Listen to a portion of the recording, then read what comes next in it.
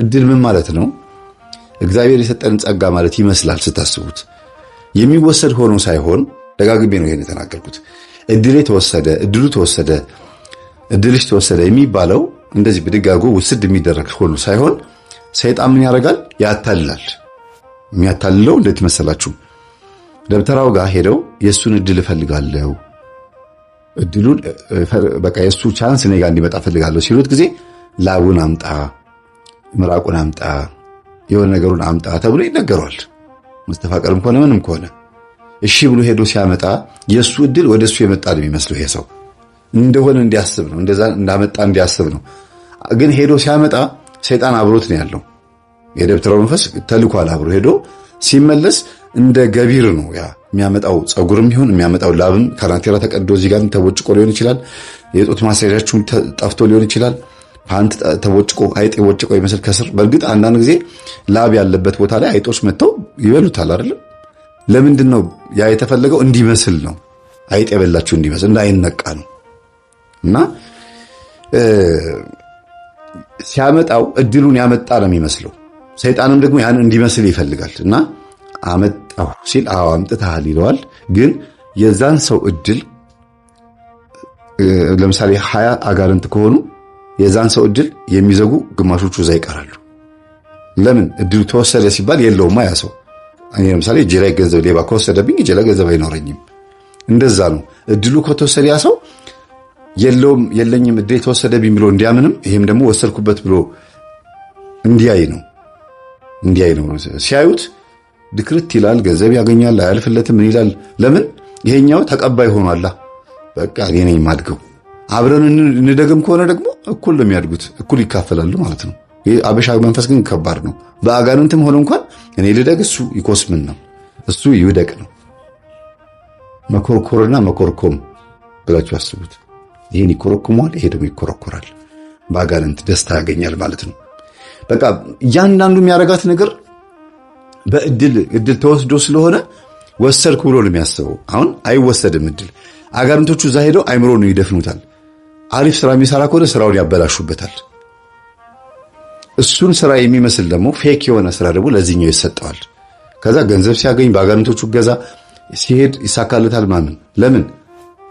ሃይ ኮፒ ወይም ፌክ የሆነ እንደሚባለው ሰከንድ አንድ እንደሚባለው ሃይ ኮፒ ያስኬዳል። ያንን ልጅ ያለውን ቻንስ እድሉን የሚመስል ነገር ይሄም ስላገኘ ወሰድኩ ብሎ ስለሚያስብ ይኖራል ማለት ነው። ይሄ የአጋንንቶቹ የማታለል ስራ ነው እንጂ ከዛኛው ሰውዬ የሚሰረቅ ተሸክመው የሚያመጡት ነገር ኖሮ አይደለም። ያን አይምሮ መድፈን፣ ይሄኛውን ደግሞ በአጋንንት ደግሞ አይምሮ ሊከፍቱትና በሄደበት እንዲሳካለት ያደርጉታል። ግን ገቢር አለው፣ ግብርም አለው። ገቢር ለመግቢያ ነው፣ መጀመሪያ ለመስራት ነው። ግብሩ ደግሞ በየጊዜው ደግሞ ይሄን ማሳደስ የሚባል ነገር አለ። ምናልባት ራሱን እድሉ የተወሰደበትን ሰው መጋበዝም ሊሆን ይችላል። የጫማውን ሶል መስረቅ፣ ካልሲውን መስረቅ፣ ፓንቱን መስረቅም ሊሆን ይችላል። ለማሳደስ በአመቱ እንደዚህ የሚያደርጉ አሉ። ጓደኛ መስለው መኝታ ክፍል ድረስ ገብተው የተሰጣ ልብስ የሚወስዱ፣ አንድ እግር ጫማ፣ የታጠባችሁበትን ሳሙና ይሄን ሁሉ ይወስዳሉ። ለምን? እድላችሁ የፊት እጣቢያችሁን ለመውሰድ ፈልገው ነው። ገላሽን ልጠብሽ፣ ገላህን ልጠብህ፣ ወይ ደግሞ ካስቲህን ቲሸርት ይሆናል እስቲ ይውልና እንዲያውም አንድ ጊዜ አንድ ጓደኛዬ ምን አለኝ፣ ስለ እድል ስታወራ በጣም በቃ ተጠራጠርኳል። ጸበል ሲገባ እውነቱን አወቀ። ጓደኛው ቲሸርት አመጣለት። እስቲ ሞክረው ይሄ ቲሸርት በእናትህ እኔ ጠበበኝ አለውና እንደማይሆነው ያውቃል። በጣም ብዙ መንገድ ካስኬደው በኋላ ላብ ከወጣው በኋላ ማለት ነው። አስቡት። ቲሸርቱን አስለበሰውና አይ የጠበበህ ይመስለኛል፣ ለማንኛውም አልገውና እስቲ ፎቶ እነሳበትና ትመልሰዋለህ፣ ችግር የለውም ሌላ ቀይርልሃለሁ፣ ቁጥርህ ስላላወቅኩት ነው ይለዋል። እሺ ብሎ ደግሞ የዋህ ነው። አብረው ሄዱ። ላብ እንዳላበው ነበር ካመት ግን አልቦኛ ሲል ችግር የለውም ምን መልሰው ልብስ ነው አለው። ለበሰ። ከነ ላቡ አምጥቶ ለደብተራው እንካ ብሎ ሰጠው። ሙሉ በሙሉ ነው የተዘረፈው። ሙሉ በሙሉ ሞልድ የሚሰራ ሰው ነው። የሻማና የምናምን የጅብሰም ምናምን ሞልዶች የሚሰራ ሰው ነው። ሞልድ ታውቃላችሁ? ቅርጽ ማውጫ ሙሉ በሙሉ ተወሰደበት ማለት ይሄ ሰው በቃ ብቻውን ዜሮ ቀራ። ዜሮ። አንዳንዴ እንካፈል የሚባል ነገር ማለት ለነገሩ ሰይጣን እንዴት አድርጎ ይካፈለው እና በዚህ ልክ ሰው እድሉ ይወሰዳልና ተወሰደ ሲባል አማርኛው አፋችን ላይ ወሰደ የሚለው ነገር ነው እንጂ ያለው ተደፍኖበት ተከፈተ ነው። እዚህ ጋር ይደፈናል፣ እዚህ ጋር ይከፈታል ማለት ነው። አጋንንቶቹ ያዩዋል፣ መጀመሪያ ይኮርጃሉ። ቻይና ለምሳሌ ትኮርጃለች አይደል? አንዳንድ እቃዎችን ታይታይና ከዛ በኋላ ሄዳ በራሷ ለህዝቡ ለአፍሪካ ህዝብ በሚመጥን ለአውሮፓ በሚመጥን ሃይኮፒ ትሰራለች። ለምሳሌ ይሄ ሃይኮፒ ቢሆን ይሄ ስልክ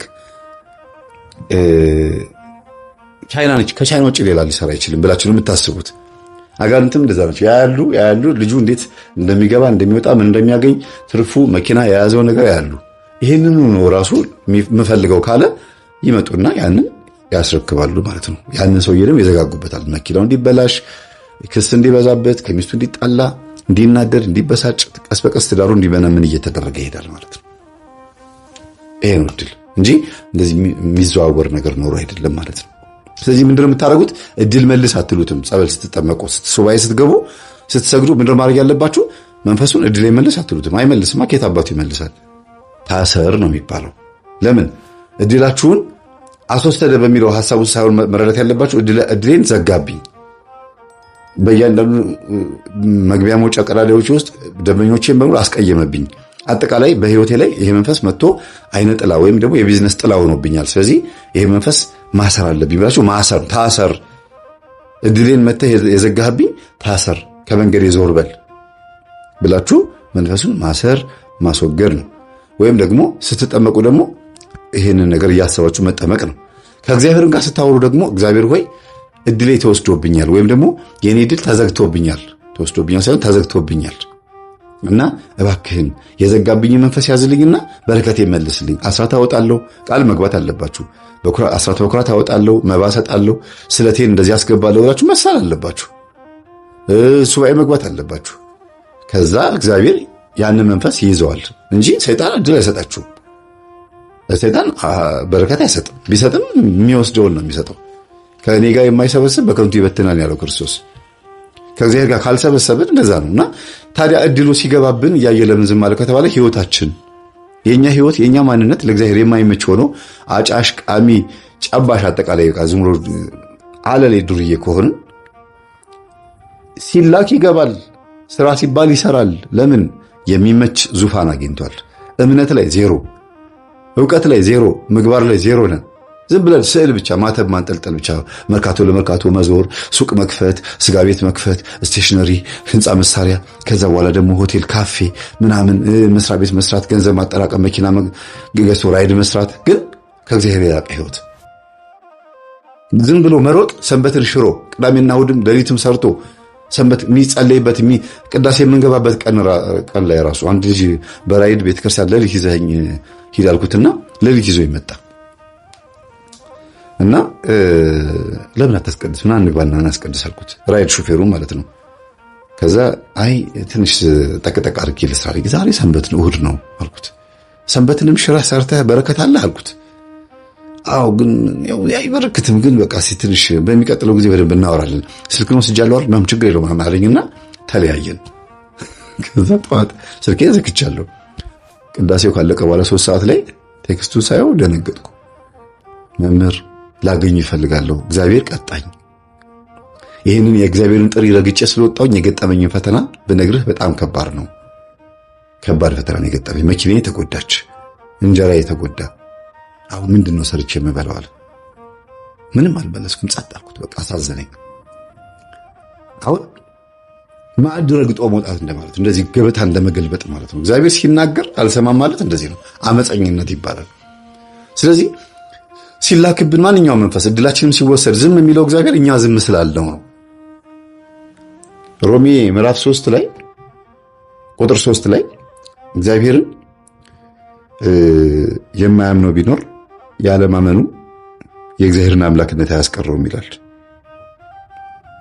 ሮሜ 3:3 ላይ የማያምኑ ቢኖሩ አለማመናቸው የእግዚአብሔርን ታማኝነት ያስቀረዋልን? እንግዲህ እንዲህ አይሁን፣ በቃልህ ትጸድቅ ዘንድ ወደ ፍርድ በገባህ ጊዜ ትረታ ዘንድ ተብሎ እንደተጻፈ ሰው ሁሉ ውሸተኛ ከሆነ እግዚአብሔር እውነተኛ ይሁን ይላል። እግዚአብሔር ምን ይሁን? እውነተኛ ይሁን። ሰው ውሸተኛ ከሆነ። ስለዚህ የማያምን ቢኖር አለማመኑ የእግዚአብሔርን አምላክነት አያስቀረውም። እናንተ አላመልክህም ብትሉትም እሱ ሁልጊዜ ፍቅርና ቅዱስ ነው። ስትመጡ አቤት ይላል፣ ስትርቁት ዝም ይላል። ጠብቀኝ እባክህ አድረኝ ስትሉት ደግሞ እሺ ብሎ ይሄ ነው ስራው፣ ባህሪው ነው። እንደ ሰው አይደለም። ባለፈው እንደዚህ አላልከኝም ምናምን ብሎ እንደዚህ የሚይዝ አይደለም እግዚአብሔር። ስትመለሱ ይመለሳል። ስለዚህ ተመለሱ። በቃ አልፈልግህም ስትሉት እሱ እግዚአብሔር ደግሞ ዝም ሲል አጋንንት ነው የሚቀልበን። የትም አንዋል ወይ ኒውትራል ማን ወይ ኔጌቲቭ ወይ ፖዚቲቭ ነው እንጂ የሚኖረው ኒውትራል ብሎ ነገር የለም። ወደ አንድ ወይ ወደ አጋንንቱ ወይ ደግሞ ወደ ቅዱሱ ነው ህይወታችን ሊሆን የሚችለው። ማን ነው እዚህ ፓጋን ኤቲስት ነኝ ሃይማኖት የለኝም ብሎ ኒውትራል ነኝ ብሎ የሚያስብ ሰው እንኳን የማን አባል ነው? በአፉ ነው እንጂ ኒውትራል ነኝ የሚለው እግዚአብሔርን አላመልክም በማለቱ ሮብና ዓርብ ባለመጾሙ ሃይማኖታዊ ስርዓቶችን ባለመፈጸሙ እንኳን ያጋንንት አባል ነው። የራሱን ሃይማኖት በመፍጠሩ እንኳን ኃጢአተኛ ነው። እግዚአብሔር የለም ብሎ በማሰቡ እንኳን ጽንፈኛ ነው። ስለዚህ የእንትና ወገን ነው ማለት ነው። ስለዚህ ከሁለት አንድ እንጂ ሶስተኛ ኒውትራል የሚባል ነገር የለም።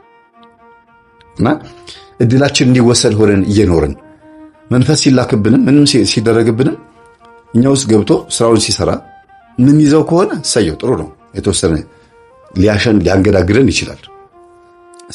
እስከነቃን ድረስ እናሸንፈዋለን። ካልነቃን ግን ሰው ሲነግረንም ኧረ አጋንንት የሚባል ነገር የለም የራሴ ችግር ነው ገንዘብ አያያዜ ችግሬ ነው ብላችሁ የምታስቡ ከሆነ ጥሩ። እንደዛም ከሆነ ደግሞ ተመለሱ እስቲ ከቻላችሁ። እስቲ ልብ ካለ ከሱስ አገግም። እንደዛ ከሆነ በካውንስል በስነ ልቦና አማካሪዎች በሳይካትሪስት የምትመለስ ከሆነ ሞክር። ጭንቀት መንፈስ አለብህ የአማኑኤልን ኪኒን እየዋጥክ የጭንቀት መንፈስህን ለማብረድ ትሞክራለህ። በድብቅ ሰዎች ሳያውቁ ኪኒን ለመዋጥ ትሞክራለህ። ሞክር። ግን ይቻላል? ትችላላችሁ? እንደዛ መብረድ እንደዛ ነገሮች ማስተካከል ይቻላል? እስከ መቼ ድረስ የጭንቀት መድኃኒት እየዋጣችሁ? ነፃ የሚያወጣ አእምሮን የሚያልፍ ሰላም የሚሰጥ ክርስቶስ እያለ አስተውላችኋል? በነፃ ቅረቡ፣ በነፃ ብሉ፣ ጠጡ፣ በነፃ አስቀድሱ፣ ሁሉ ነገር በነፃ ተብሎ እምቢ ብለን ዋጋ ከፍለን እንመለሳለን። ይሄ ነው የኛ ባህሪ እና እግዚአብሔር ይህን ቤት የለወጠ እኛንም የሚለውጠን የእውነት ስትኖሩ እግዚአብሔር በእናንተ ውስጥ ይከብራል። በኃጢአት 80 ዓመት ከመኖር ለሰው ኖሮ ወይም ሰዎች እግዚአብሔርን በእናንተ አውቀው 30 ዓመትና 40 ዓመት ኖሮ ማለፍ ይሻላል። ሰላም ነው። አመሰግናለሁ።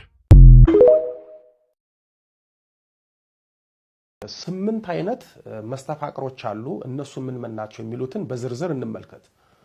አንደኛው የማይወደንን የማያፈቅረንን ግን እኛ የምናፈቅረውን ሰው እንዲያፈቅረን የሚደረግ ነው። በዚህ መስተፋቅር ያገቡ ብዙ ባለትዳሮች አሉ። የሚጠሉትን የማይወዱትን ሰው በድንገት ወደው አፍቅረው አግብተው ይኖራሉ። ዛሬም ድረስ በትዳር ውስጥ እየኖሩ ግን ምን ሆኜ ነው እሷን ያገባሁት፣ ምኗን ወድጄ ነው ያገባሁት እያሉ መልስ በሌለው ጥያቄ ታጥረው የሚኖሩ ብዙ አሉ። ቤተሰብም ምን ነክቷት ነው እሱን ያገባችው፣ ምን ነክቶት ነው እሷን ያገባው እያሉ ምን ነክቷቸው ነው የሚሉት መስተፋቅር እንደነካቸው ስላላወቁ ነው። እሳት የላሰችውን እሳት የጎረሰችውን የጎኑ ጋት የተዳራስ መታት የሆነችውን አግብቶ አንገቱን ደፍቶ ለሷ ተገዝቶ የሚኖረው በመስተፋቅር ሲጋቡ ነው። እየደበደባት እየሰደባት እየናቃት እንደ ሰው እንኳን የማየትን አግብታ ከሱም ፍቅርና ክብራታ የምትኖረው በመስተፋቅር ስትጋባ ነው። ሁለተኛው ለወሲባዊ ስሜት የሚመተት መስተፋቅር ነው። ይህም ተጋቢዎች በተፈጥሮ ሩካቤ ስጋ መጣጣም በማይችሉበትና በተለይም ሴቷ ወይም ወንዱ ሩካቤን የሚጠሉ ከሆነ በመስተፋቅር መተት ሩካቤውን እንዲወዱት የሚመተት ነው። ይህ አይነት መስተፋቅር ደግሞ አደገኛ ነው። ምክንያቱም የሩካቤ ስጋ ችግር ያለበትን ሰው በመስተፋቅር መተት ለጊዜው ማስደሰት ቢቻልም ሩካቤ የሚፈጸመው በአጋንንቱ ጉልበትና ብርታት ስለሆነ አጋንንት ያጠናውታል። እንዲሁም የሚታየው ሩካቤ ስጋ በማይታየው ክፉ መንፈስ ኃይል መፈጸም ነገ አጋንንቱ በተኙበት በህልም እየመጣ ይገናኛቸዋል። ሌላው አደገኛ ነገር ለምሳሌ ስንፈተ ወሲብ ያለባቸው ሰዎች ቪያግራን ተጠቅመው በቪያግራ ኃይል ሩካቤ ስጋ መፈጸም ሰውነታቸው ከለመደ መቼም ቢሆን ያለ ቪያግራ ኃይል ሩካቤ ስጋ መፈጸም እንደማይችሉት ሁሉ መስተፋቅርንም ልክ እንደ ቪያግራ ለሩካቤ ስጋ የሚጠቀሙት ከሆነ መቼም ቢሆን መቼ የተፈጥሮ ሩካቤ ስጋ በተፈጥሮ መንገድ መፈጸም አይችሉም። ስለዚህ አደገኛ ነው። ሌላው የአደገኛ የሚሆነው ለወሲብ ተብሎ የሚሰራው የመስተፋቅር መተት ራሱ ያሰራውን ሰውዬ ሃይፐር ሴክሹዋል ውስጥ ይከተዋል። ሃይፐር ሴክሹዋል ማለት ወሲባዊ ሱስ ውስጥ መግባት፣ ለወሲብ ከፍተኛ ትኩረት መስጠት፣ በወሲባዊ ግንኙነት ወቅት ራስን መቆጣጠር የማይቻልበት ስሜት ውስጥ መግባት፣ ወሲብን በብልሃት ሳይሆን በጉልበት መፈጸም ማለት ነው። ይህም በሂደት የወሲብ እርካታን በማሳጣት ለአይምሮና ለሰውነት መታወክ፣ ለጭንቀት ይዳርጋል። በዚህም የተፈጥሮ የሩካቤ ስጋ ፍላጎትና ስሜት ይጠፋበታል። ሶስተኛው ለብቀላ የሚደረግ መስተፋቅር ነው። ይህም አንድ ሰው አግባብ ባለው መልኩ የፍቅር ጥያቄ ያቀርብና ተቀባይነት ሲያጣ፣ ሲናቅ፣ ሲጠላ ያንን ሰው ለመበቀል መስተፋቅር ያስደግማል። እንዲሁም እሱ የሚወዳት ሴት እሱን እምቢ ብላ ሌላ ሰው እጮኛ ከያዘች ወይም ካገባች በቅናት ፍቅሯን ለመረበሽና በእውነተኛ ፍቅር አፍቅራ ያገባችውን ሰው እንድትጠላ ሊያስደርግ ይችላል። ሌላው አህያ እኔ ከሞትኩ ሰርዶ ይብቀል እንዳለችው እኔ እያለሁ መቼም ሌላ ሰው አታገባም ብለው በቅናት በምቀኝነት ለብቀላ ህይወቷ ያለ ትዳር እንዲጉላላ ለማድረግ የሚሰራ ነው። ይህንን መስተፋቅር አንዳንዶች ለምሳሌ አንድ ወንድ ለአንድ ሴት የፍቅር ጥያቄ ያቀርብላትና እምቢ ትሏለች። በጣም ይለምናታል፣ እምቢ ትሏለች። የራሱ እንድትሆን ብዙ መንገዶችን ሞክሮ አልሳካ ሲለው መስተፋቅር ያሰራባታል። የመስተፋቅር ሰለባ የሆነችው ሴት ወደ አስደገመባት ሰው ለፍቅር ስትመጣ አስደጋሚው በመሸሽ በመኩራራት ሴቷን በመስተፋቅር ፍቅር ለማንከራተት የሚሞክርበት ነው። ይህ ደግሞ እጅጉን ከፍተኛ የሆነ ግፍ ነው። ይህን ሰርተን ግፉ ለጊዜው በእኛ ባይደርስ እንኳን እኛ የዘራነውን ግፍ ልጆቻችን ወደፊት መከራውን ያጭሉታል። ስለዚህ አንዳንዶች መስተፋቅርን ለመበቀል እጮኛሞችንና ባለትዳሮችን ለመለያየትና ፍቅር ለማሳጣት ይጠቀሙበታል። አራተኛው በታዋቂ ሰዎች በባለ ሀብቶችና በመልከኞች ላይ የሚሰራው መስተፋቅር ነው። ይህንን ዘርዘር አድርገን እንየው። በታዋቂ ሰዎች ላይ የሚሰራው መስተፋቅር ታዋቂ ሰዎቹ ወንድ ወይም ሴት ሊሆኑ ይችላሉ። እነሱም ዘፋኝ፣ ኳስ ተጫዋች፣ አርቲስት፣ ሯጭ ወዘተ ሊሆኑ ይችላሉ። እነዚህ ሰዎች በዝናቸው ብቻ የሚወዳቸው የሚያፈቅራቸው ሰው ለራሳቸው ለማድረግ ተዋውቀዋቸው ቀርበዋቸው በመስተፋቅር መተት የራሳቸው አድርገው ያገቧቸዋል። ባለሀብቶች ላይ የሚደረገው መስተፋቅር የሚሰራው በቀጥታ ሀብታቸው ላይ በማነጣጠር ነው። በገንዘብ ሀብታም የሆኑና እንዲሁም የሀብታም ቤተሰብ ልጆች የሆኑትም ለገንዘባቸው ብለው ቀርበዋቸው መስተፋቅር አሰርቶባቸው ያገቧቸዋል። በጣም የሚያሳዝነው ለገንዘብ ብለው በመስተፋቅር ስላገቧቸው የሚፈልጉትን ሀብት ሲያገኙ በሀብታቸው ላይ ባለመብት ከሆኑ በኋላ ወዲያው ተፋተው ሀብት ንብረት ተካፍለው ዞር ይላሉ። ይህ በአሁኑ ሰዓት በጣም እየተለመደ የመጣ ጉዳይ ነው። ድል ባለ ሰርግ ተጋብተው በሰርጋቸው ሰውን አስደምመው ተጋብተው ወዲያው ተፋቱ፣ ንብረት ተካፈሉ የሚባለው አንድም የመስተፋቅር ትዳር ነው።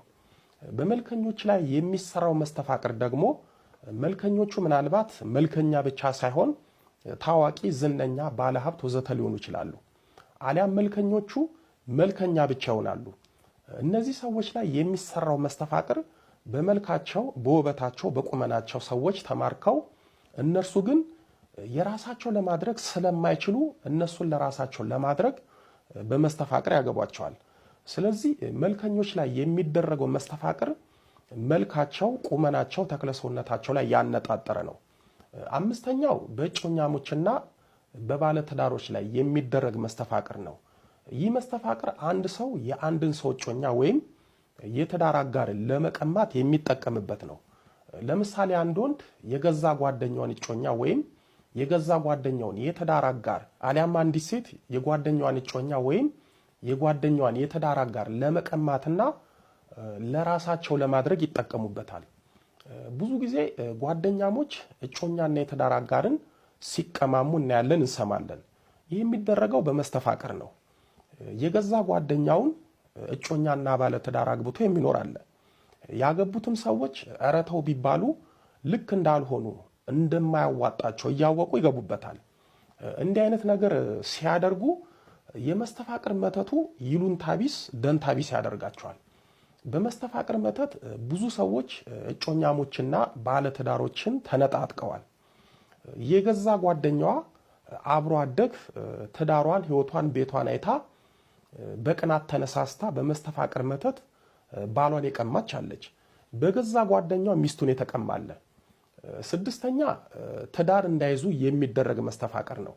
ይህ መስተፋቅር ለምሳሌ አንድ ወንድ አንዲት ሴትን ይወዳትና በእውነተኛ ፍቅር የራሱ ማድረግ ሲያቅተው በተለይ ሴቷ ንቀው አልፈልግም ስትለው እንዲሁም በቅናትና በምቀኝነት ሌላ ወንድ እንዳታገባ መስተፋቅር ያሰራባታል።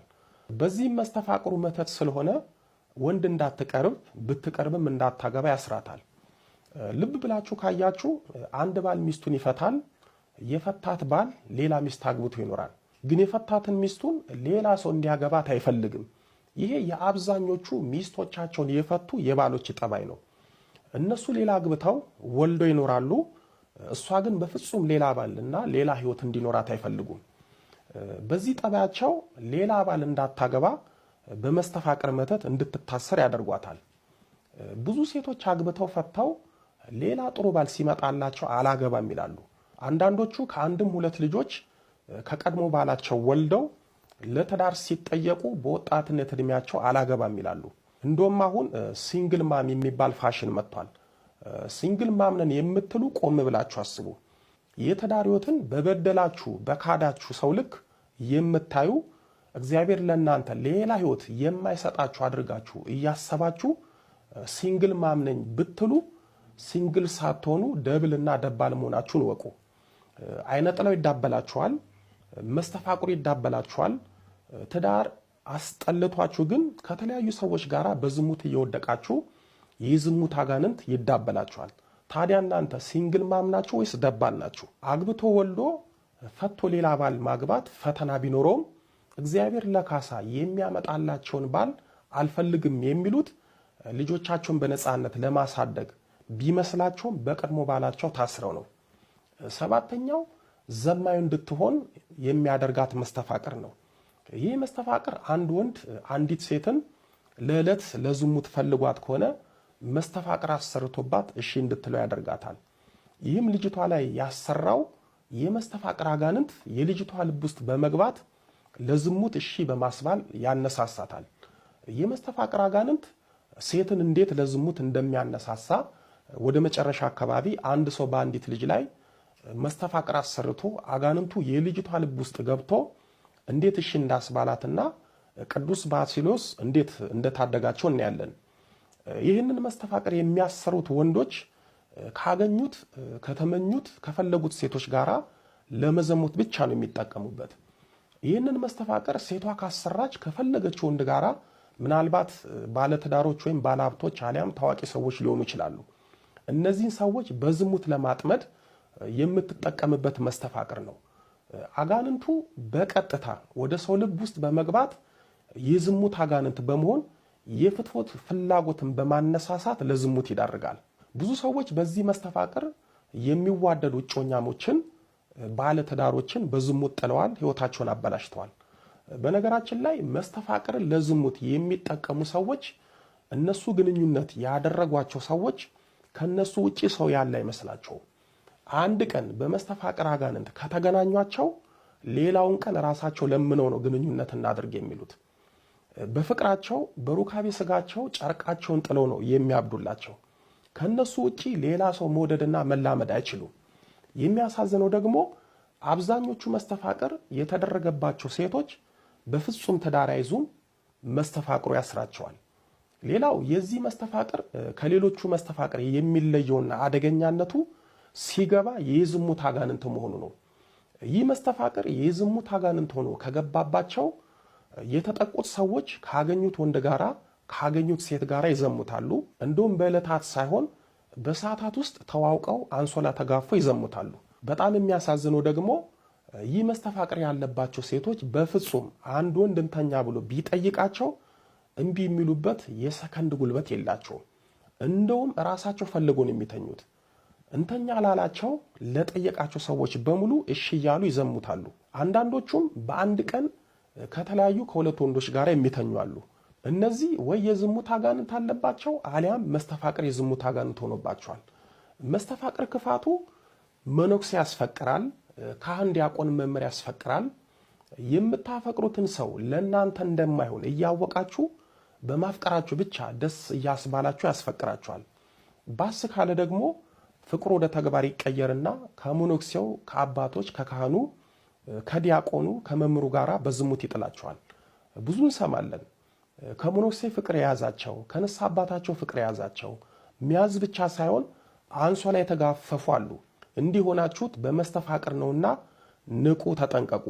ምክንያቱም እንደዚህ የሆኑ ብዙ ስላሉ። አዳም ወዴት ነህ ያልከኝ፣ በፍቅር ድምፅ ፈለከኝ።